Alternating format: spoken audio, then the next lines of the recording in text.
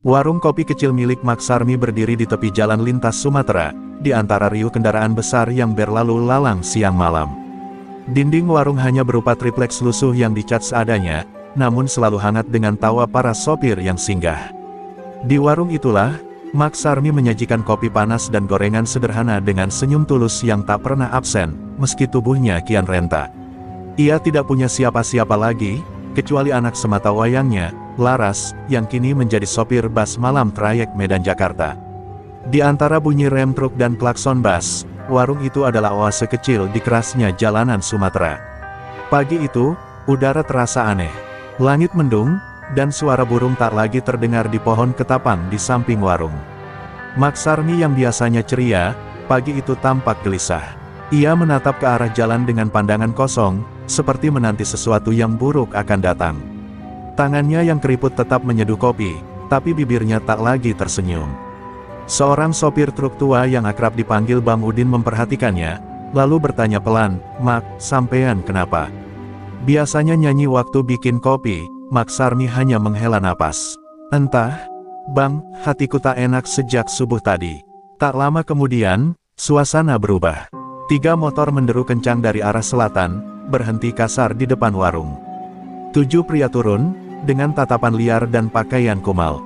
Di antara mereka, berdiri satu pria bertubuh besar dengan kepala plontos penuh tato. Dialah Anton Medan, nama yang menakutkan di sepanjang lintas. Ia dikenal sebagai Raja Pungli, pemalak brutal yang tak segan menyiksa jika tak diberi uang. Tanpa basa-basi, mereka masuk ke warung Mak Sarmi seperti pemilik tempat, menendang bangku dan menyapu meja dengan tangan kasar. "Buang kopimu, ganti dengan kopi kami," teriak salah satu anak buah Anton sambil tertawa mengejek. Anton sendiri menatap Mak Sarmi dari ujung mata, lalu menjentikkan uang receh ke meja. "Setor minggu ini, Bu. 10 juta, atau warungmu rata." Suara itu dingin, tanpa emosi, tapi cukup membuat Bang Udin dan beberapa sopir lain membeku. Mak Sarmi menatap mereka dengan tubuh gemetar, tapi ia tidak tunduk. "Ini warung kecil, Pak. Saya cuma cari makan halal." "Jangan begitu, Nak," cibiran mereka makin menjadi. Salah satu preman menumpahkan termos air panas ke lantai, membuat gorengan Mak Sarmi berantakan. Anton tersenyum miring. "Jangan panggil aku, Nak. Aku bukan anak orang miskin." Ia lalu menendang rak rokok kecil hingga ambruk. Beberapa sopir berusaha melerai, tapi tatapan mata Anton membuat nyali mereka ciut. Dunia jalanan punya aturannya sendiri, dan siapa yang melawan, pasti disingkirkan. Mak Sarmi hanya bisa meremas apron lusuh di dadanya, menahan amarah dan air mata. Setelah puas membuat kekacauan, mereka pun pergi. Asap knalpot motor mereka meninggalkan bau getir di udara, seperti bekas luka yang belum sembuh. Mak Sarmi terduduk di lantai, mengumpulkan bungkus kopi dan piring yang pecah. Bang Udin membantu memungut termos yang sudah penyok. "Mak, sabar ya, kalau Laras tahu ini, pasti dia akan pulang," bisiknya lirih. Namun Mak Sarmi hanya menggeleng pelan, suaranya nyaris tak terdengar. "Jangan beritahu dia, Bang. Aku tak mau anakku terlibat. Tapi langit punya caranya sendiri." Salah satu sopir muda diam-diam memotret kejadian itu dan mengirimkannya ke grup WhatsApp komunitas sopir bas malam. Dalam hitungan jam, foto warung hancur dan wajah Anton tersebar kemana-mana. Dan di salah satu sudut kota Pekanbaru, Laras, dengan seragam sopir yang berdebu dan mata tajam penuh tekad, menatap layar ponselnya. Tangannya menggenggam kuat setir bas, dan bibirnya bergumam pelan, "Ibu, mereka sudah keterlaluan." Hari itu, suara klakson bas panjang terdengar berbeda. Ada dentingan kemarahan di dalamnya. Jalan lintas, Sumatera takkan pernah sama lagi, karena seorang perempuan akan kembali bukan hanya sebagai anak, tapi sebagai pelindung. Dan para preman yang selama ini merasa tak tersentuh, akan segera mengenal murka seorang sopir bas bernama Laras, pemilik ilmu rawa rontek. Pagi berikutnya, warung Mak Sarmi belum sepenuhnya pulih dari luka semalam. Rak-rak kayu masih bersandar miring, termos pengganti belum sempat dibeli, dan sisa-sisa pecahan kaca masih terselip di sudut lantai. Namun, Mak Sarmi tetap membuka warungnya. Ia menyiapkan kopi dengan tangan yang sedikit gemetar, mencoba tersenyum untuk para sopir yang datang meski dalam hatinya ada badai. Ia tahu, jika warung ini tutup, maka ia menyerah. Dan Mak Sarmi bukan tipe perempuan yang mudah menyerah, meski tubuhnya sudah mulai renta. Para sopir yang singgah hanya bisa mengangguk simpati. Mereka semua tahu siapa Anton Medan dan kelompoknya. Mereka bukan preman biasa, mereka seperti virus yang menjalar dari kota ke kota, menghisap uang rakyat kecil.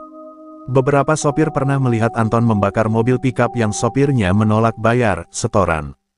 Bahkan, seorang kernet pernah ditemukan babak belur di parit hanya karena berani melawan. Tapi pagi itu, semua masih diam. Karena di dunia jalanan, keberanian tanpa kekuatan adalah bunuh diri. Dari kejauhan, suara deru motor mulai terdengar lagi. Bukan hanya satu atau dua, tapi lebih dari 15 motor datang beriringan, seperti rombongan karnaval neraka. Maksarmi yang sedang mengaduk kopi langsung menghentikan gerakannya. Ia tahu suara itu. Suara ban tipis yang selip di aspal, suara knalpot bising, dan tawa kasar yang menghina. Para preman itu kembali. Kali ini, lebih banyak, lebih kejam. Anton Medan turun dari motor dengan langkah santai namun mengancam. Di belakangnya, ada pria-pria bertato dengan mata tajam dan senyum sinis. "Pagi, Bu. Saya lihat warung masih buka ya?" katanya sambil mengambil gorengan dari nampan tanpa izin. Ia menggigitnya, lalu meludahkannya ke lantai. "Terlalu asin. Apa ini kopi atau air comberan?" tanya salah satu anak buahnya sembari menumpahkan 2 cangkir kopi yang baru saja disajikan. Sopir yang duduk di meja itu memilih pergi tanpa suara. Tak ada yang berani membela Maksarmi. Maksarmi berdiri dengan wajah tegas. Kali ini, ia tak menunjukkan rasa takut. "Aku tidak punya uang 10 juta. Kalau kalian mau ambil, silakan. Tapi jangan lukai siapa-siapa lagi." Anton tersenyum sinis, lalu mendekat dan menepuk-nepuk pipi Maksarmi pelan, seperti mengejek. "Berani sekarang ya, sudah lupa siapa yang pegang jalanan ini," ucapnya. Salah satu anak buahnya tiba-tiba menarik kalung kecil dari leher Maksarmi dan melemparkannya ke tanah. Kalung itu adalah pemberian Laras sewaktu ia lulus jadi sopir bus. Tangis Maksarmi pecah di saat itu juga. Bukan karena kalung itu dicuri, tapi karena harga dirinya diinjak-injak. Para preman tertawa puas melihatnya terisak. Mereka tidak tahu, bahwa isak itu bukan hanya kesedihan, tapi panggilan jiwa. Jiwa seorang ibu yang terluka, dan yang sebentar lagi akan membangunkan murka anaknya. Di balik luka itu, sebuah badai tengah bergerak mendekat. Sementara itu, di tengah perjalanan antar provinsi, bus ALS yang dikemudikan Laras berhenti mendadak di rest area.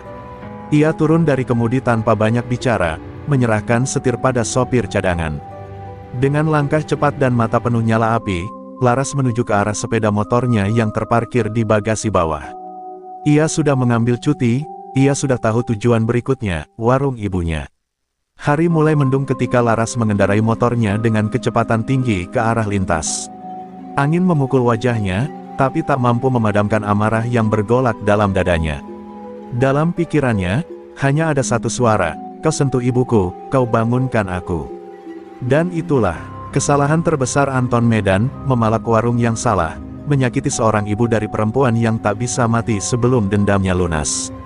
Langit mulai gelap saat rombongan Anton Medan kembali melintasi jalan lintas itu. Mereka tertawa keras, seolah kemenangan mereka atas warung kecil Maksarmi adalah prestasi besar. Tak satu pun dari mereka sadar bahwa langkah mereka sudah diawasi. Di kejauhan, Laras telah tiba. Ia berdiri di balik pohon sawit tua, menatap warung ibunya dari kejauhan. Wajahnya dingin, tak ada senyum, hanya rahan yang mengeras dan mata yang menyala penuh dendam. Di balik seragam sopir yang masih ia kenakan, tersembunyi kekuatan yang sudah lama ia pendam, ilmu rawa rontek warisan leluhur, yang hanya ia gunakan jika darah keluarga diinjak-injak. Di dalam warung, Maksarmi menunduk pasrah. Anton duduk di meja terdepan dengan kaki di atas bangku, merokok sambil menghitung lembaran uang hasil rampasan hari itu. Satu demi satu pelanggan dipalak, dan siapapun yang mencoba protes langsung diancam dengan golok yang selalu dibawa anak buah Anton. "Kalau bukan karena kita, warung ini udah lama dilindas truk," ucap Anton sinis. Maksarmi hanya diam, menggenggam erat kain di tangannya sambil menahan gemetar. Air matanya sudah kering, tapi hatinya masih berdoa dalam diam, berharap keajaiban akan datang. Keajaiban itu datang, dalam bentuk langkah kaki perempuan. Sepatu boots menyentuh tanah berdebu di depan warung. Suaranya pelan, tapi cukup membuat semua kepala menoleh. Laras berdiri di ambang pintu, rambutnya diikat ke belakang, wajahnya tak asing bagi siapapun yang pernah melihat bus ALS melintas tengah malam. Tapi kali ini bukan sebagai sopir. Kali ini, ia adalah anak dari seorang ibu yang diinjak harga dirinya. Dan itu membuatnya bukan perempuan biasa. "Lepaskan kalung ibu saya," ucap Laras dingin sambil menatap tajam ke arah preman yang masih memegang kalung emas kecil milik Maksarmi. Si preman tertawa, "Anak siapa ini? Sopir bus ngajak ribut. Hahaha." Kalung itu dilempar lagi ke lantai, diinjak-injak dengan sengaja. Laras menunduk, memungut kalung itu perlahan, lalu berdiri sambil menatap Anton. "Kalian sudah kelewat batas." Tawa mereka terhenti saat Laras melangkah maju dan menamparkan si preman pemegang kalung tanpa ragu. Tubuh pria bertato itu terpental ke tiang warung, membuat kursi dan meja berantakan. Semua terdiam. Anton langsung berdiri, menatap Laras dengan sorot marah. "Kau cari mati?" "Iya," teriaknya sambil menarik golok dari pinggang.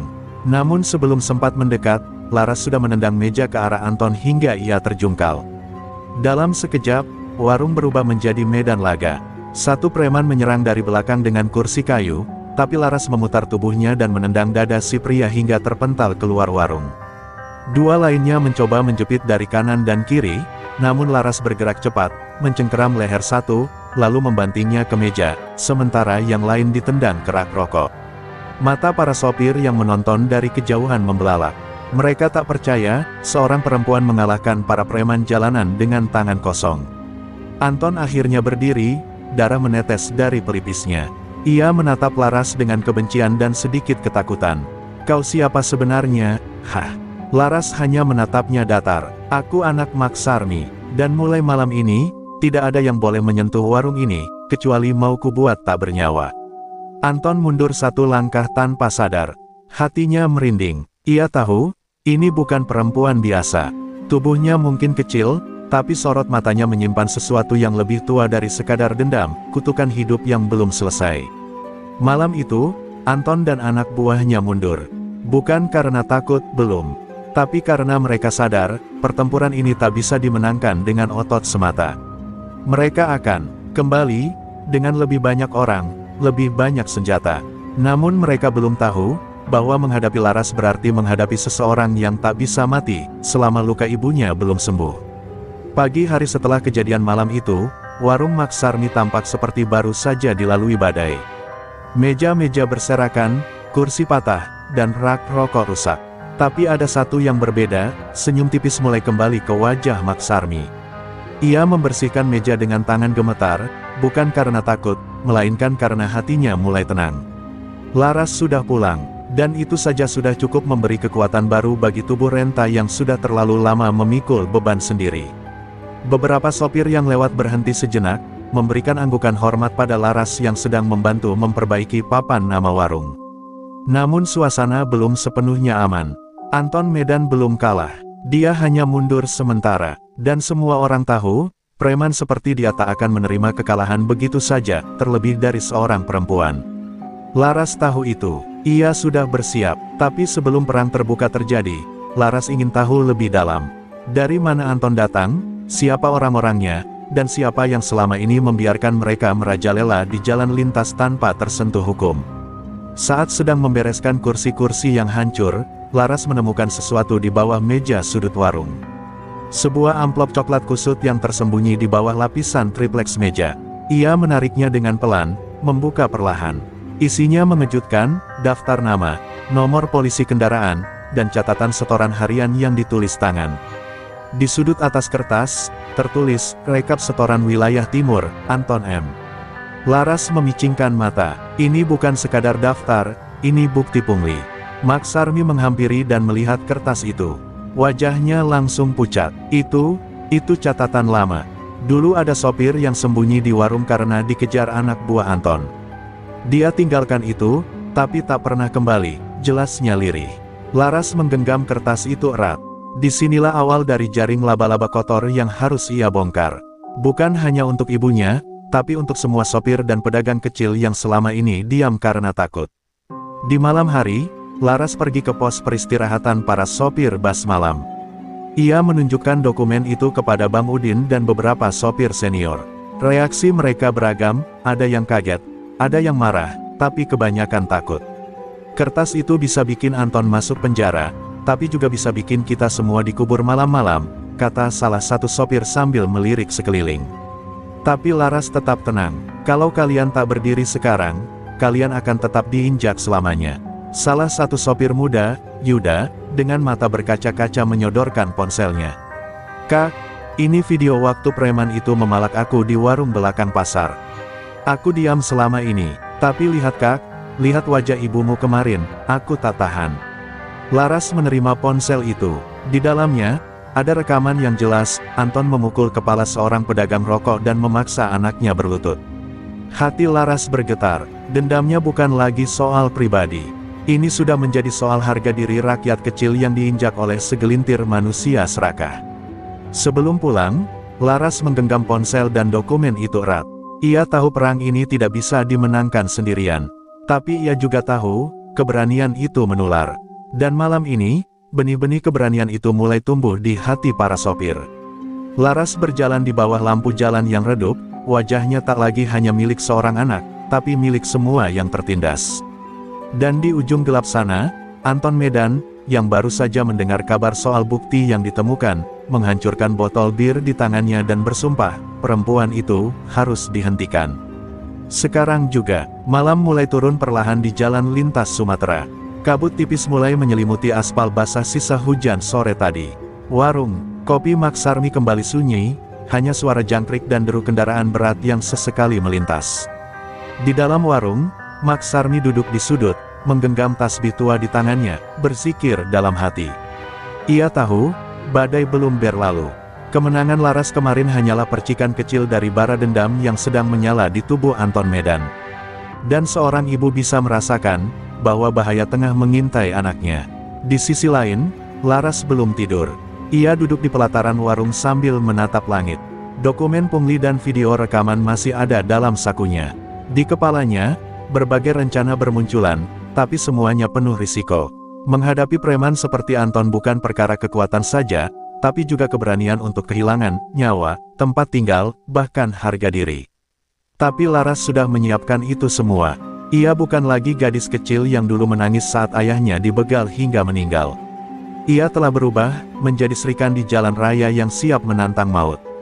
Tiba-tiba, dari kejauhan, suara motor terdengar mendekat. Laras langsung berdiri, tubuhnya siaga. Ia melihat dua motor berboncengan tanpa plat nomor melaju pelan, berhenti tak jauh dari warung. Dari motor itu, 4 pria turun, mengenakan jaket gelap dan membawa pentungan besi. Mereka tidak berbicara, hanya saling memberi kode dengan tangan. Laras langsung tahu, ini bukan kunjungan biasa, ini peringatan dari Anton. Tapi ia tidak mundur, ia justru melangkah maju, berdiri di depan warung seperti tembok tak tergoyahkan. Salah satu pria melangkah ke depan, menatap Laras sambil berkata pelan, "Bos kami bilang, kamu punya sesuatu yang bukan milikmu." Laras tak bergeming. Kalau maksud kalian catatan pungli dan video itu, benar. Itu milik semua sopir yang kalian injak. Aku cuma membawanya ke tempat yang semestinya. Pria itu mencibir dan mengangkat pentungan, tapi sebelum sempat mengayunkan, Laras sudah menangkisnya dan memukul balik dengan siku ke dada. Serangan itu cukup keras hingga pria itu terlempar ke belakang motor. 3 lainnya maju serentak, tapi Laras melawan dengan teknik bela diri cepat dan presisi. Ia menghindari sabetan kayu, menendang lutut penyerangnya, dan memukul pelipis salah satu dengan lutut. Dalam waktu kurang dari 2 menit, keempat pria itu sudah tergeletak mengerang di tanah. Laras berdiri di antara tubuh mereka, terengah, tapi matanya tetap tajam. Ia menunduk, memungut salah satu pentungan besi, lalu melemparkannya ke arah mereka. Katakan pada Anton, Laras sudah pulang, dan dia tak akan diam. Maksarmi yang sejak tadi mengintip dari balik tirai langsung memeluk Laras dengan air mata yang tak tertahankan. "Nak, kau tak perlu sejauh ini. Ibu takut kehilanganmu," tapi Laras hanya memeluk ibunya erat. "Ma, kalau aku diam, aku bukan anak ayah. Kita terlalu lama dipaksa tunduk. Sekarang waktunya berdiri." Di kejauhan, para sopir yang mendengar keributan mulai berdatangan. Mereka melihat tubuh-tubuh preman terkapar, dan seorang perempuan berdiri di tengahnya, memeluk ibunya sambil menahan tangis. Malam itu menjadi saksi bahwa Laras bukan hanya kembali sebagai anak, tapi sebagai perlawanan. Ia sudah membuktikan bahwa perempuan juga bisa melindungi, juga bisa melawan, dan juga bisa berdiri di barisan depan. Dan jauh di ujung kota, Anton Medan menerima kabar kekalahan anak buahnya. Wajahnya merah padam, matanya membara. Kalian semua tak berguna, kalau dia tak bisa dipukul, kita buat dia hilang. Ucapannya menjadi isyarat, bahwa perang besar sebentar lagi akan meledak di jalan lintas Sumatera. Sejak malam penyerangan gagal itu, suasana warung Maksarmi menjadi lebih tegang. Beberapa sopir yang biasanya singgah, kini hanya lewat dan melambai dari kejauhan. Rasa takut kembali menyelimuti mereka. Tak sedikit yang memperingatkan Laras untuk pergi, untuk menyelamatkan diri sebelum Anton Medan benar-benar membalas. Tapi Laras tetap tinggal. Kalau aku pergi, siapa yang akan berdiri untuk mereka? Jawabnya pada Bang Udin yang memintanya mengungsi. Ia tahu, ancaman belum usai, ia baru saja membuka pintu perang. Laras mulai bertindak lebih hati-hati. Setiap malam, ia menyamar sebagai kernet bas, menyusup ke jalur-jalur tempat anak buah Anton biasa berkumpul. Ia mendengar desas-desus rencana balas dendam, penyergapan, pembakaran warung, bahkan pembunuhan bayaran. Anton tak main-main, ia merasa harga dirinya diinjak oleh seorang perempuan, dan itu lebih sakit dari luka fisik manapun. Tapi justru itulah celahnya, kesombongan Anton bisa jadi titik kehancurannya. Di salah satu malam yang dingin, Laras membuntuti sebuah mobil pikap hitam yang keluar dari gudang tua di pinggiran kota. Ia tahu tempat itu, dulu sering digunakan sebagai pos pengamanan jalan oleh para preman. Laras menempelkan helm dan mengenakan jaket gelap, lalu parkir motornya jauh di semak-semak. Ia berjalan kaki mendekat, lalu berjongkok di balik tembok tua yang retak. Dari celah dinding, ia melihat Anton sedang duduk dikelilingi para algojo jalanan, memegang peta dan beberapa foto. Ini perempuan harus dibereskan malam Sabtu. Kita bakar warungnya, kalau bisa, sekalian sama dia di dalam. Suara Anton terdengar jelas, dingin dan tanpa emosi. Anak buahnya mengangguk, tertawa lirih, seperti sedang merencanakan pesta. Dan yang ini, lanjut Anton sambil mengangkat selembar foto. Si sopir muda yang videonya viral itu, dia juga harus hilang. Jangan sampai barang bukti bocor. Laras mengepalkan tangan, nafasnya mulai berat, tapi ia tahu, sekarang belum saatnya menyerang. Ia butuh waktu, dan bukti lebih banyak. Saat hendak pergi, Laras sempat melihat seorang pria tua diikat di sudut gudang. Wajahnya babak belur, mulut disumpal. Ia mengenal pria itu, Pak Andi, mantan sopir senior yang dulu menolak bayar pungli dan sempat menghilang. Hati Laras mencelos. Anton bukan hanya pemalak, tapi penyiksa. Dalam diam, ia berjanji, aku akan kembalikan keadilan untuk semua yang kalian hancurkan. Ia kembali ke motornya, melaju cepat dalam gelap, membawa amarah yang makin mendidih. Pagi harinya, Laras menemui dua wartawan jalanan yang dikenal vokal tentang ketidakadilan sopir dan terminal, Rian dan Nila. Di sebuah warung kecil yang tersembunyi, Laras menyerahkan dokumen dan menceritakan semua temuannya. Rian terpaku membaca rekap pungli, sementara Nila menonton video rekaman gudang yang diam-diam diambil Laras semalam. Ini bisa jadi ledakan besar, gumam Nila. Tapi Laras menatap mereka serius, aku nggak butuh viral. Aku butuh mereka berhenti menindas. Kalian mau bantu atau tidak? Rian dan Nila saling pandang, lalu mengangguk. Kami di pihakmu. Dengan gerakan cepat, mereka mulai menyusun rencana penyebaran data dan rekaman ke media sosial, jaringan jurnalis, bahkan ke kepolisian. Tapi Laras tahu, sebelum kebenaran sampai ke publik, Anton pasti akan mencoba bergerak lebih dulu. Dan malam Sabtu tinggal 2 hari lagi. Ia harus bersiap, tidak hanya melindungi ibunya, tapi juga seluruh jalan lintas dari teror yang sudah terlalu lama bercokol. Malam itu, Laras duduk di depan warung sambil memoles golok kecil warisan almarhum ayahnya. Cahaya lampu temaram menyinari wajahnya yang dingin, penuh luka tapi tak gentar. Ia tahu mereka akan datang. Tapi kali ini, ia tidak sendiri. Ia punya keberanian, kebenaran, dan ilmu rawa rontek yang siap ia bangkitkan seutuhnya. Dan ketika malam Sabtu tiba, darah bukan hanya akan mengalir, tapi sejarah akan berubah. Jalan lintas akan mengenal siapa itu Laras, Srikandi tak terkalahkan dari warung kopi kecil di Sumatera. Malam Sabtu tiba dengan hujan gerimis yang mengguyur perlahan, seolah langit ikut berduka atas dosa-dosa yang telah lama bersarang di jalan lintas Sumatera. Warung Maksarmi tampak lengang. Beberapa kursi sudah disembunyikan, lampu sengaja diredupkan. Maksarmi sendiri sudah diminta Laras untuk bermalam di rumah tetangga. Laras tidak ingin ibunya jadi sasaran. Malam ini bukan untuk bertahan. Malam ini adalah malam pembalasan, dan semua telah disiapkan. Dari balik tirai warung, Laras mengintip gelap yang menutupi jalan. Di pinggangnya tergantung golok kecil berbalut kain hitam, milik mendiang ayahnya. Di dada, ia kalungkan jimat rawa rontek yang selama ini ia simpan dalam-dalam, hanya digunakan ketika tak ada pilihan lain. Laras telah menuliskan pesan kepada beberapa sopir terdekat, jika aku gagal malam ini, lanjutkan perjuangan ini. Tapi jauh di dalam hatinya, ia tak berniat kalah. Malam ini, satu luka untuk semua luka. Satu darah untuk semua ketakutan. Sekitar pukul 11 malam, suara motor mulai berdatangan. 6 motor berderu dari kejauhan, membawa lebih dari 10 pria bertopeng. Mereka membawa bensin, senjata tajam, dan alat pemukul. Rencana mereka sederhana, bakar warung, habisi Laras, dan sisakan pesan bahwa tak ada yang boleh melawan Anton Medan. Mereka turun dengan langkah percaya diri, tidak tahu bahwa apa yang mereka masuki bukan sekadar warung kopi, tapi kuburan pertama bagi keangkuhan mereka. Saat salah satu dari mereka mulai menyiram bensin ke dinding warung, suara pelan memecah malam, jangan sentuh 1 inci pun tempat ini. Mereka menoleh. Laras berdiri di tengah jalan, diterangi hanya oleh cahaya petir. Hujan membasahi tubuhnya, tapi tatapannya menyala. Salah satu preman tertawa, "Sini, perempuan sialan." Ia menyerang dengan linggis, namun Laras menyambutnya dengan gerakan cepat, menangkis, lalu menendang keras ke dada pria itu hingga terjatuh tak sadarkan diri. Pertarungan pun pecah. 4 orang menyerbu sekaligus, tapi Laras seperti bayangan dalam hujan.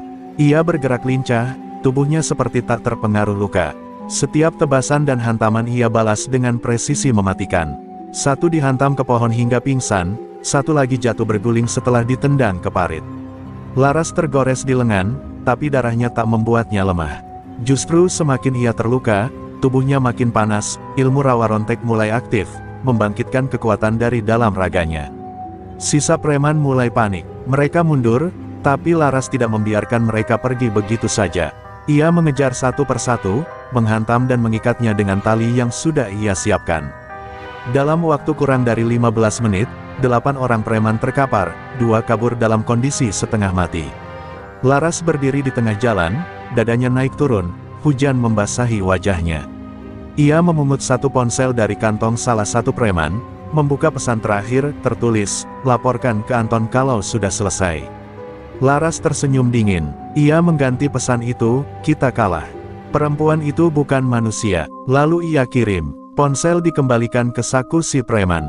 Ini bukan sekadar perlawanan. Ini adalah pernyataan, Laras tidak akan diam, dan siapapun yang mencoba menindas orang kecil akan berhadapan langsung dengannya. Di balik warung yang nyaris dibakar, seorang perempuan berdiri tegak. Bukan sebagai korban, tapi sebagai pelindung jalan lintas yang tak bisa dikalahkan. Dan jauh di seberang kota, Anton Medan membaca pesan itu dengan mata membelalak. Tangannya gemetar, bukan karena takut belum, tapi karena untuk pertama kalinya, ia merasa kehilangan kendali. Dan itu, membuatnya ingin membalas lebih kejam dari sebelumnya. Ruangan itu penuh asap rokok dan aroma alkohol, tapi suasananya lebih dingin dari kuburan. Anton Medan berdiri di tengah gudang tua dengan mata merah menyala, ponsel di tangannya bergetar, tangannya menggenggamnya erat hingga nyaris hancur. Pesan itu masih terpampang jelas, "Kita kalah. Perempuan itu bukan manusia." Anton membaca berulang kali, seolah tak percaya. 8 anak buahnya yang dikirim untuk membakar warung Maksarmi kini dirawat di rumah sakit, 2 lainnya belum ditemukan. Harga dirinya, yang selama ini tak tergoyahkan, kini diinjak oleh seorang perempuan. Perempuan itu, mainnya sudah kelewat batas. Teriak Anton membanting ponsel ke lantai. Suaranya menggema ke seluruh sudut gudang, membuat belasan anak buahnya yang sedang duduk langsung terdiam. Mereka tak pernah melihat Anton seberang ini, wajahnya merah, napasnya kasar, dan tangannya menggenggam parang besar yang digantung di dinding. Ia seperti binatang buas yang terusik di sarangnya. "Kalian semua pecundang, dikalahin sama 1 orang cewek. Hah, kalian malu nggak punya titel preman?" Seorang anak buahnya yang berani bersuara mencoba menjelaskan, "Bos, dia bukan cewek biasa. Dia punya ilmu. Kami lihat sendiri, ditusuk, ditendang, tapi dia bangkit lagi. Matanya kayak bukan manusia. Anton mendengus, tapi dalam hatinya ia mulai gelisah. Nama Rawa Rontek pernah ia dengar dari cerita-cerita lama tentang pendekar yang tak bisa mati sebelum dendamnya tuntas. Tapi itu cuma mitos, bukan? Masa sekarang, zaman CCTV dan teknologi, masih ada orang punya ilmu begitu. Tapi Anton bukan tipe orang yang percaya mitos.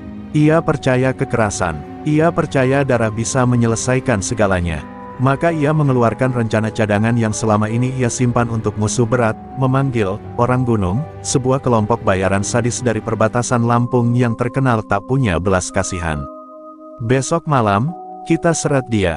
Kalau perlu, kita bawa ibunya. Kita bakar dia hidup-hidup di tengah jalan. Lihat siapa yang tertawa terakhir, katanya dingin.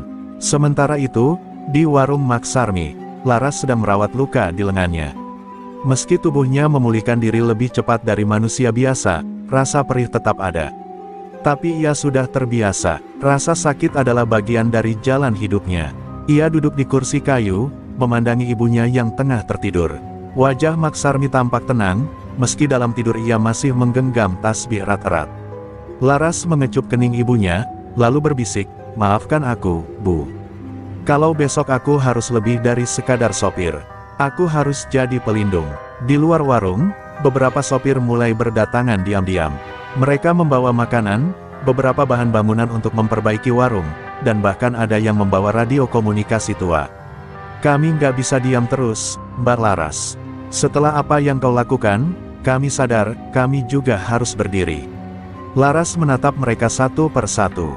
Wajah-wajah lelah yang selama ini hanya pasrah, kini mulai menyala oleh semangat yang ia nyalakan. Ia tersenyum tipis. "Kalau kita mau perubahan, kita mulai dari sini. Dari tempat yang mereka kira paling lemah." Di markasnya, Anton tak bisa tidur. Ia duduk di kursi, menatap foto Laras yang sudah dicetak dan dicoret-coret dengan pisau. Di bawahnya tertulis, "Eliminasi." Malam semakin pekat, dan amarah Anton makin tak terbendung. Ia tak peduli siapa Laras sebenarnya. Entah manusia, entah siluman. Ia akan pastikan perempuan itu hilang dari jalan lintas ini. Besok malam, aku sendiri yang akan hantam dia. Kalau Rawa Rontek bisa bangkit, kita pastikan dia nggak sempat bangun lagi. Malam itu, di dua tempat berbeda, dua jiwa terbakar oleh amarah yang sama kuat, satu demi kejahatan yang tak ingin dilawan, dan satu demi cinta pada ibu yang tak boleh disentuh. Dan jalan lintas Sumatera akan menjadi medan yang menentukan segalanya, siapa yang akan berdiri di akhir, dan siapa yang akan tumbang tanpa sempat memohon ampun. Malam itu, jalan lintas Sumatera seperti terdiam. Tak banyak kendaraan melintas, seolah semesta ikut menahan napas. Angin berhembus dingin menusuk tulang. Di tikungan tajam menuju warung Maksarmi, larut malam menunggu sesuatu yang besar akan terjadi. Di balik semak gelap, dua mobil bak terbuka berhenti perlahan. Di dalamnya, belasan pria bertubuh kekar turun satu persatu. Di antara mereka, tampak 6 orang dengan raut bengis dan tubuh penuh luka, preman yang dulu dihajar Laras. Tapi kini, mereka datang bersama kelompok bayaran paling kejam, orang gunung. Anton Medan turun terakhir. Wajahnya tak lagi marah, tapi dingin dan penuh perhitungan. Di pinggangnya tergantung sebilah parang bengkok, dan di tangannya sebuah rantai besi. "Jangan banyak omong malam ini. Kita habisi dia cepat. Kalau bisa, kubur dia di halaman belakang warung. Biar jadi peringatan buat semua," ucapnya dingin. Ia sudah tak menganggap Laras sebagai manusia. Baginya, perempuan itu adalah duri yang mencoreng namanya sebagai penguasa jalanan. Dan malam ini, ia berniat mencabut duri itu dengan tangannya sendiri. Namun mereka tidak tahu, Laras sudah menanti. Ia berdiri di balik dinding warung, tubuhnya telah ia olesi ramuan peningkat tenaga dari warisan ayahnya. Di lehernya tergantung jimat Rawa Rontek, berdenyut pelan seperti detak jantung kedua. Beberapa sopir setia berjaga diam-diam di sekitar warung, hanya dengan kayu dan linggis seadanya. Tapi Laras sudah berpesan, "Malam ini urusanku. Jangan ada yang ikut turun tangan, kecuali aku tak bangun lagi." Dan mereka semua menghormati keputusan itu. Langkah Anton dan rombongannya mulai mendekat. Mereka menyebar dalam formasi seperti pasukan perang. Salah satu preman melangkah maju, memukul pintu warung dengan keras. "Laras, keluar kau, jangan sembunyi di balik rok ibu," teriaknya dengan suara menggema. Tak lama kemudian, pintu terbuka perlahan. Laras keluar dengan wajah datar, mengenakan pakaian hitam dan ikat kepala merah. Matanya tajam, tak gentar. Di tangannya tergenggam golok pusaka ayahnya, yang kini bersinar kehijauan di bawah cahaya bulan. "Aku di sini," ucap Laras pelan, tapi suaranya menggema ke seluruh halaman. "Bilang ke Anton, aku tak akan lari. Kalau dia laki-laki sejati, suruh dia hadapi aku 1 lawan 1. Semua mata tertuju ke arah Anton. Pria botak bertato itu melangkah maju, membuka jaketnya, menatap Laras dengan pandangan penuh dendam. "Kau pikir kau siapa? Kau pikir kau bisa hancurkan aku dengan tangan kecilmu itu?"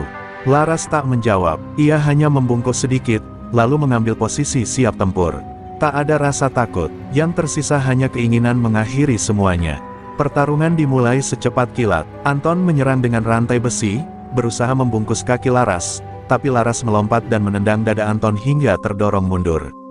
Serangan balasan datang cepat, Anton menghantam dengan parang bengkok, namun Laras menangkis dan memutar, menyayat lengan Anton dengan ujung goloknya.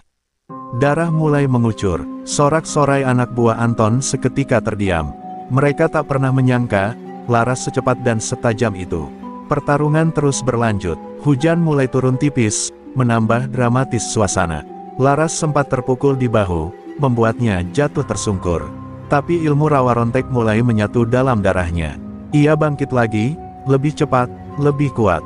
Tubuhnya bergerak seperti bayangan, dan setiap pukulan Anton seolah tak lagi mempan. Laras menghantam perut Anton keras-keras, lalu memutar dan menendang kepala pria itu hingga tersungkur mencium tanah. Anton berdarah-darah, napasnya berat, tapi ia masih mencoba berdiri. Namun sebelum bisa bangkit, Laras menempelkan ujung goloknya ke leher Anton.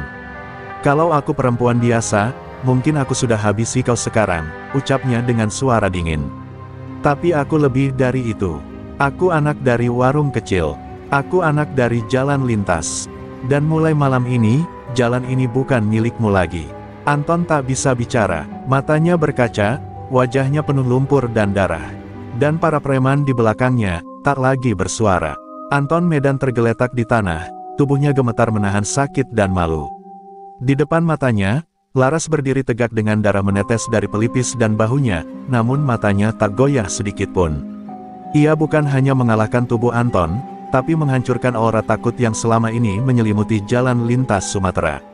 Para preman di belakang Anton saling pandang dalam diam, yang dulu percaya Anton tak terkalahkan, kini melihat sendiri dewa jalanan mereka tumbang oleh satu perempuan.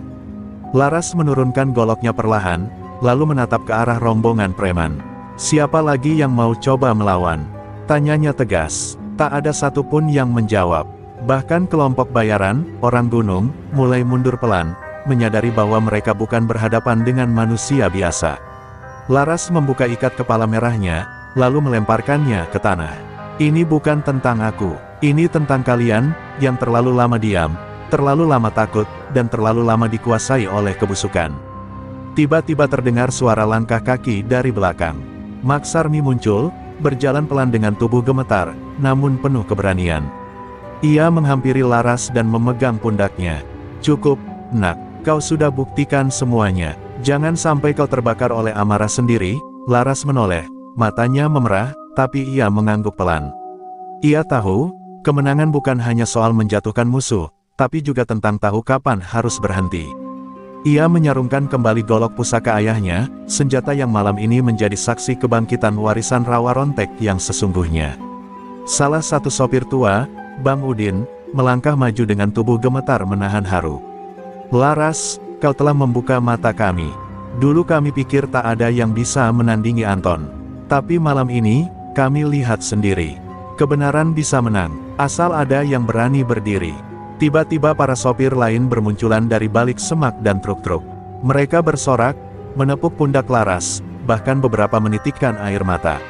Selama ini mereka hanya butuh satu orang untuk memulai, dan Laras telah menjadi nyala pertama. Anton diseret oleh anak buahnya sendiri, wajahnya tertunduk penuh hina. Ia tak berkata sepatah kata pun. Kekalahannya malam ini bukan hanya fisik, tapi batin. Ia tahu, pengaruhnya telah runtuh. Jalan lintas yang dulu tunduk di bawah bayangannya, kini menjadi milik orang-orang kecil yang berani melawan. Dan Laras, perempuan muda yang dulu hanya dianggap sopir, kini menjelma menjadi legenda jalanan. Di pagi harinya, kabar kemenangan Laras menyebar cepat. Video pertarungannya beredar luas, disiarkan oleh Rian dan Nila ke berbagai media sosial dan kanal berita rakyat. Reaksi publik luar biasa, dukungan berdatangan dari berbagai penjuru. Bahkan pihak kepolisian yang selama ini bungkam mulai bergerak, menyelidiki dugaan keterlibatan Anton dalam berbagai kasus pemerasan dan penganiayaan. Nama Laras disebut dalam setiap obrolan sopir, terminal, bahkan stasiun-stasiun kecil. Ia tak lagi hanya seorang anak sopir, ia menjadi lambang keberanian. Malam itu, Laras duduk di teras warung, ditemani ibunya dan segelas teh hangat. Hujan turun ringan, dan lampu-lampu kendaraan melintas satu persatu di jalan yang kini lebih damai. "Bu, apa ayah bangga kalau lihat aku sekarang?" tanya Laras pelan. Maksarmi menggenggam tangan putrinya dan tersenyum. "Ayahmu tak hanya bangga, dia pasti menangis bangga di langit." Laras menatap jalanan panjang di depannya. Ia tahu perjuangannya belum selesai. Tapi malam ini, ia telah menorehkan warisan. Rawa Rontek bukan lagi legenda, tapi nyata, hidup dalam darah seorang anak jalanan bernama Laras. Meskipun Anton Medan telah kalah dan diseret pergi oleh anak buahnya, bayang-bayang kekuasaan lamanya belum sepenuhnya lenyap. Malam-malam setelah pertarungan itu, Laras terus merasa diawasi. Di setiap tikungan jalan lintas, di tiap jeda ketika ia menepi di terminal, selalu ada tatapan-tatapan asing, bisikan-bisikan curiga. Beberapa sopir memberi peringatan diam-diam, "Hati-hati, Laras. Anton belum selesai. Dia sedang merencanakan sesuatu." Dan Laras tahu, musuh yang terluka jauh lebih berbahaya dari musuh yang kuat. Sementara jalanan mulai tenang dan warung Maksarmi kembali ramai, sebuah kabar mengejutkan datang dari ujung Sumatera. Salah satu sopir yang dulu pernah membantu menyebarkan video bukti pungli ditemukan tewas dalam kondisi terbakar di dalam truknya sendiri. Tak ada saksi, tak ada pelaku tertangkap. Tapi semua tahu, ini bukan kecelakaan. Ini pesan. Laras menatap jasad rekannya di rumah duka dengan mata kosong. Dalam hatinya, ia merasakan api dendam Anton mulai menyala kembali, lebih kejam, lebih licik. Di malam yang sama, Laras duduk di warung sambil menatap jalanan sepi. Maksarmi sudah tidur, namun matanya terus gelisah. Angin malam berhembus membawa bau tanah basah, dan dari kejauhan, terdengar lolongan anjing liar. Laras menggenggam jimat Rawa Rontek di dadanya. "Kalau ini belum selesai, maka aku juga belum berhenti," gumamnya pelan. Ia tahu, Anton tak akan puas sebelum melihat darahnya sendiri tumpah. Maka ia memutuskan satu hal, ia akan mengakhiri ini, dengan caranya sendiri. Esok harinya, Laras melakukan sesuatu yang tak pernah terpikirkan. Ia datang sendiri ke markas baru Anton Medan yang berlokasi di gudang bekas pengolahan kayu. Ia tidak datang membawa senjata, tidak juga pasukan. Ia datang membawa satu peti kecil berisi semua bukti kejahatan Anton, foto, video, daftar pungli, rekaman pengakuan dari korban. Ia meletakkannya di meja depan gerbang, lalu menatap kamera CCTV. "Ini milikmu, Anton. Ambil dan bacalah, ini surat kematian karirmu," ucapnya ke arah kamera. Tak butuh waktu lama, kamera itu hancur ditembak. Beberapa anak buah Anton keluar membawa senjata, tapi Laras sudah menghilang di balik hutan kecil di pinggir jalan. Dalam diam, ia telah mengatur semuanya. Rian dan Nila menyebarkan bukti itu ke berbagai kanal media. Pihak kepolisian, yang mulai sadar tekanan publik terlalu besar, akhirnya mengeluarkan surat perintah penangkapan. Anton Medan kini resmi menjadi buronan. Jalan lintas yang dulu ia kuasai, kini menolak kehadirannya. Namun Anton tak tinggal diam. Dalam pelarian, ia nekat melakukan satu hal terakhir, menculik Maksarmi. Dalam sebuah malam yang sunyi, beberapa orang bertopeng menyelinap ke warung dan membawa pergi wanita tua itu tanpa suara. Saat Laras kembali dari perjalanan mengawal sopir lintas, ia menemukan kain mukena ibunya tertinggal di teras. Dunia Laras runtuh seketika, matanya merah membara, tangannya gemetar memeluk kain itu. Kali ini, dendam bukan lagi untuk keadilan, tapi untuk menyelamatkan satu-satunya orang yang ia cintai. Laras berdiri di tengah jalan dengan wajah dingin. Ia mengenakan pakaian tempurnya, ikat kepala merah darah, dan golok Rawa Rontek yang kini tak hanya menjadi simbol perlindungan, tapi kematian bagi siapapun yang menyentuh ibunya. "Anton, kau boleh bunuh semua orang. Tapi kau salah saat menyentuh ibu. Ucapannya seperti doa kematian. Dan malam itu, Laras bersumpah, tidak akan kembali sebelum menyelamatkan ibunya, atau mati bersama namanya. Hutan mati, begitu warga sekitar menyebut kawasan tua yang ditumbuhi pohon-pohon mati dan akar-akar menjalar seperti ular. Letaknya jauh dari pemukiman, dan tak banyak orang berani masuk, apalagi di malam hari. Tapi malam itu, satu sosok perempuan berjalan menembus kabut dan kegelapan. Laras, dengan napas berat dan mata menyala, melangkah pasti. Di dadanya tergantung jimat rawa rontek, dan di punggungnya golok ayahnya, siap menyayat siapapun yang mencoba menghalangi jalannya. Dia tahu, Maksarmi disekap di dalam. Petunjuk ia peroleh dari sopir tua yang sempat melihat van hitam memasuki area hutan itu malam sebelumnya. Laras tidak membawa pasukan, tidak meminta bantuan siapapun. Ini adalah urusan darah, dan darah harus dibalas dengan darah. Angin berbisik pelan di telinganya, membawa bau anyir dan suara ranting patah. Tapi ia tak gentar, setiap langkahnya adalah doa, setiap gerakannya adalah sumpah untuk membawa ibunya kembali, hidup atau mati. Di tengah hutan, sebuah bangunan semi-permanen berdiri dikelilingi lampu remang dan beberapa preman bersenjata. Anton Medan berdiri di teras dengan rokok di tangannya, menatap langit malam. Di belakangnya, Maksarmi diikat di sebuah kursi tua, mulut disumpal, mata berkaca-kaca. Anton tak lagi tertawa, ia tahu ini akhir dari segalanya. Tapi jika harus jatuh, ia ingin Laras jatuh bersamanya.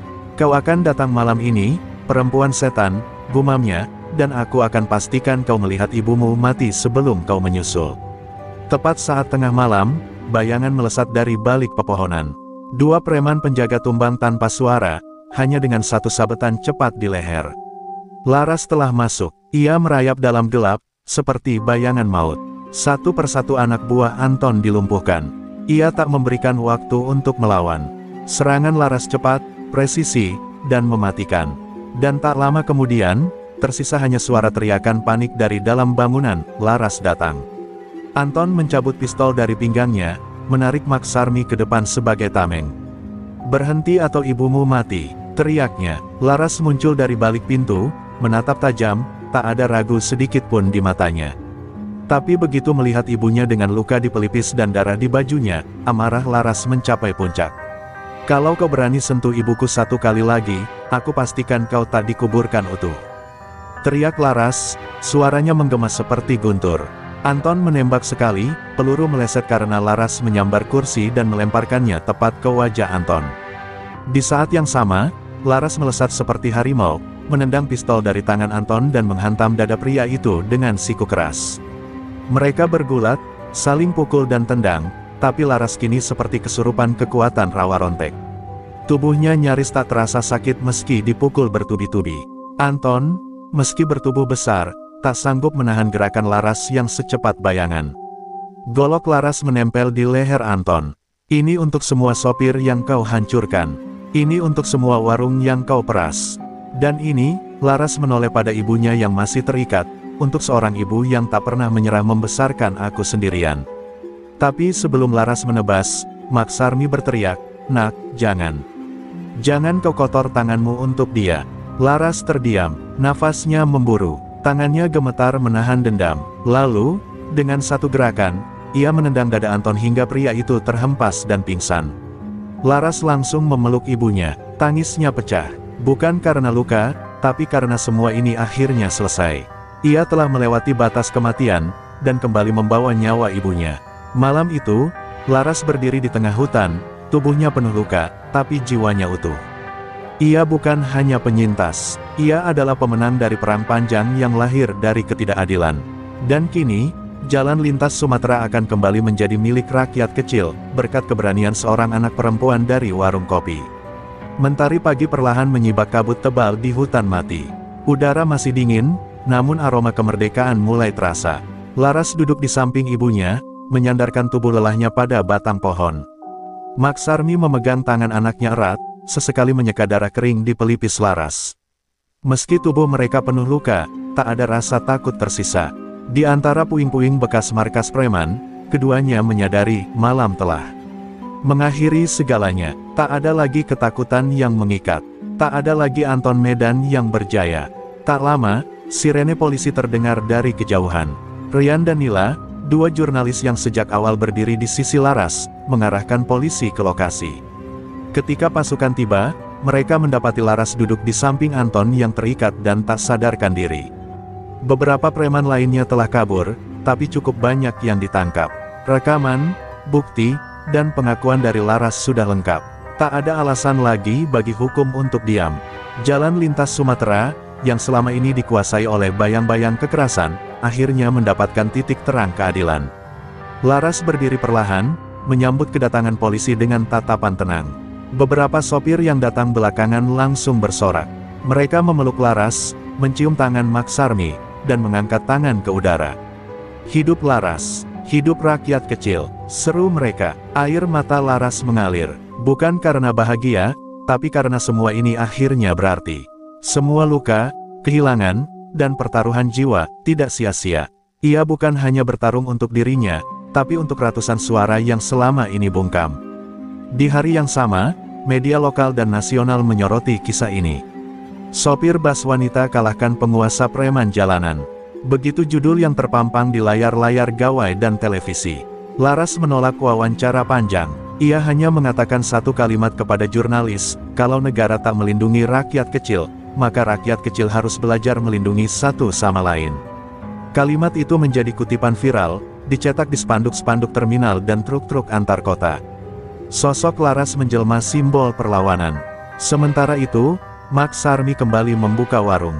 Namun kini, tak ada lagi preman yang datang menagih uang keamanan. Warung itu berubah jadi tempat berkumpul sopir-sopir yang ingin berbagi cerita, saling membantu, dan saling menguatkan. Laras sendiri kembali menyetir bas, menempuh jalan lintas seperti biasa.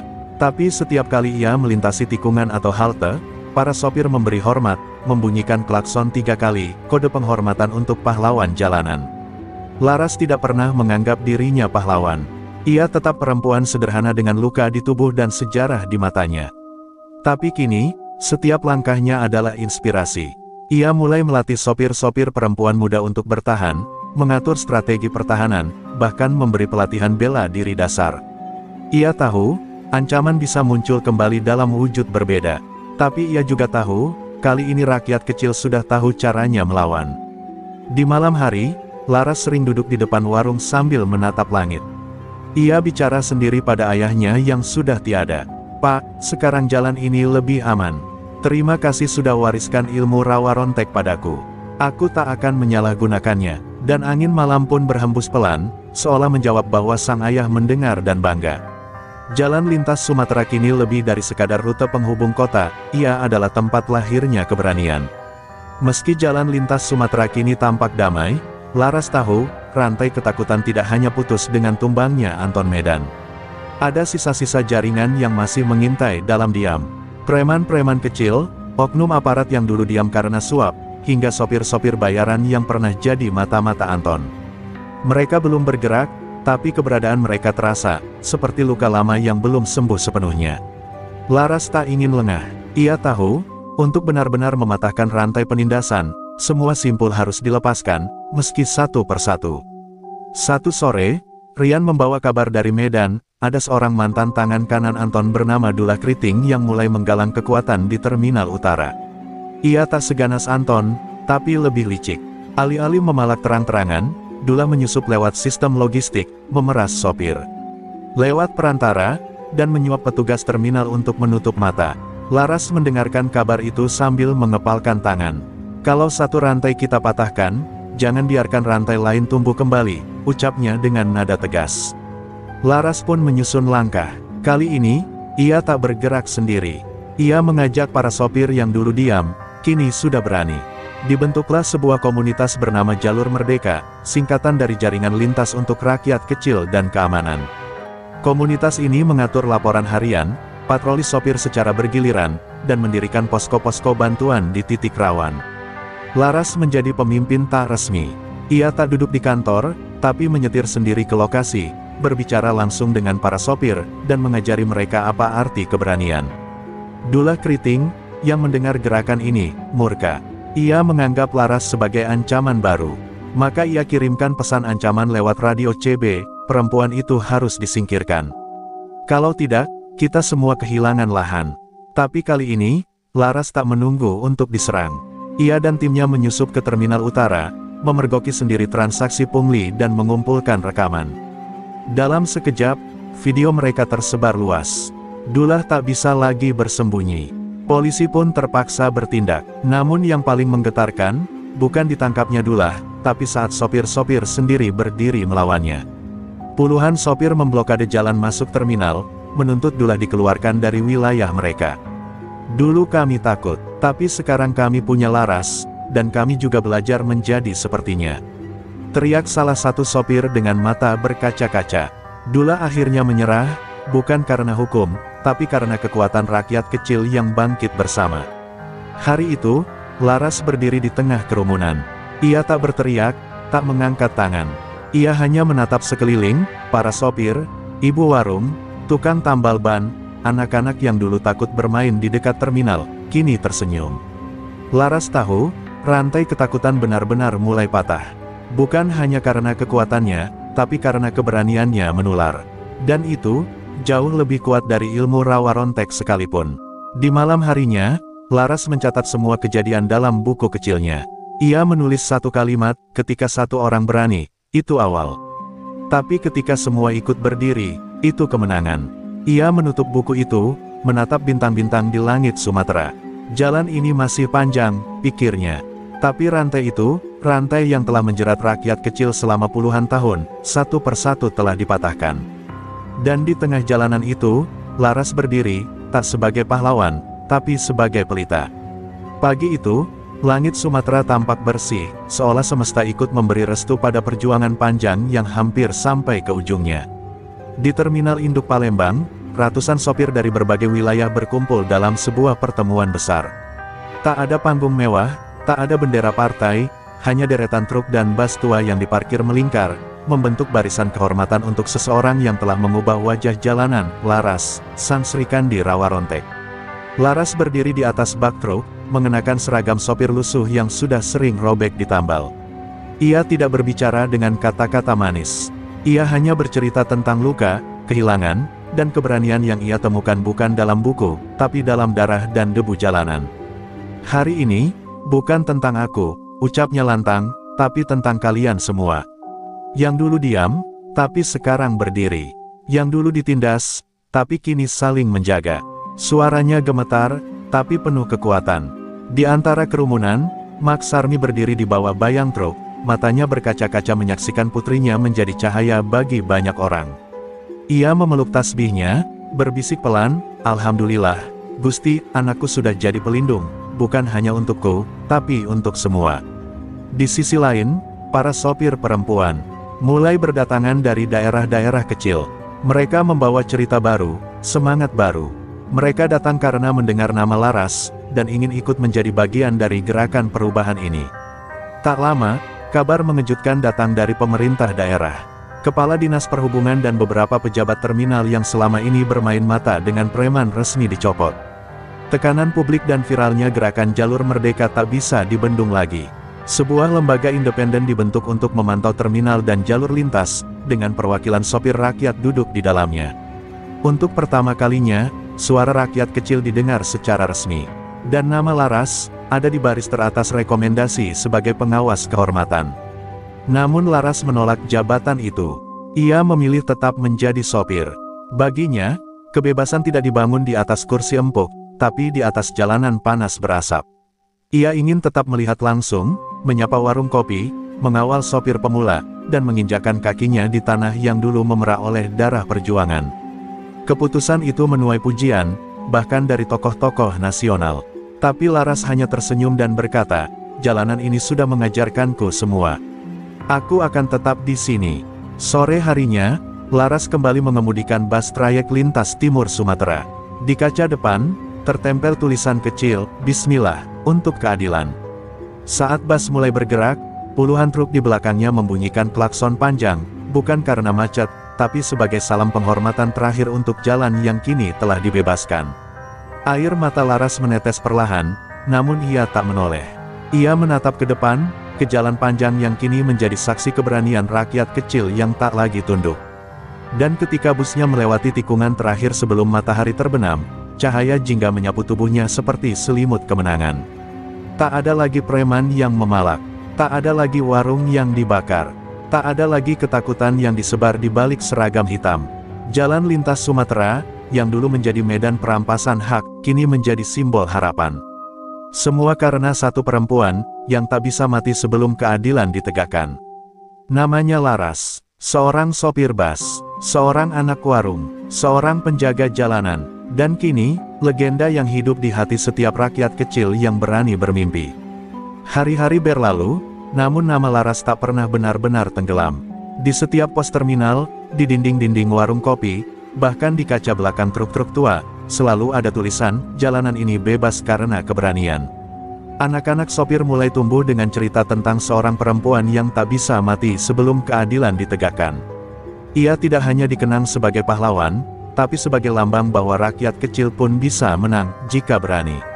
Suatu malam, Laras kembali ke warung kecil ibunya di pinggir jalan lintas. Ia duduk di bangku kayu yang sudah lapuk, memandang langit yang bertabur bintang. Mak Sarmi menyuguhkan teh hangat sambil duduk di sampingnya. Tak ada kata yang diucapkan, hanya keheningan yang dalam. Tapi dalam diam itu, ada damai. Tidak ada ketakutan yang mengendap. Tidak ada bayangan preman.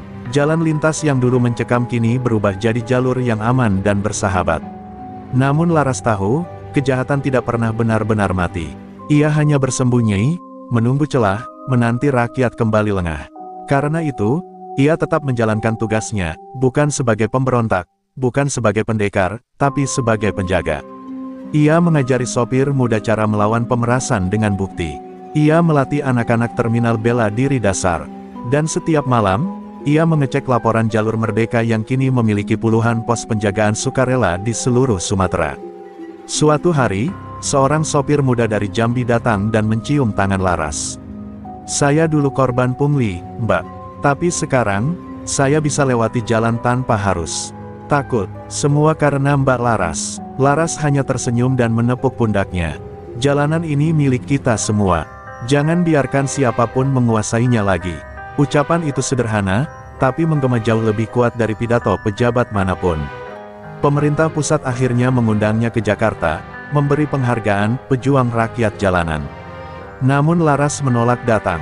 Ia titipkan satu pesan saja, kalau penghargaan hanya diberikan saat kamera menyala, maka itu bukan penghormatan. "Saya cukup dihormati oleh klakson sopir dan senyum ibu warung."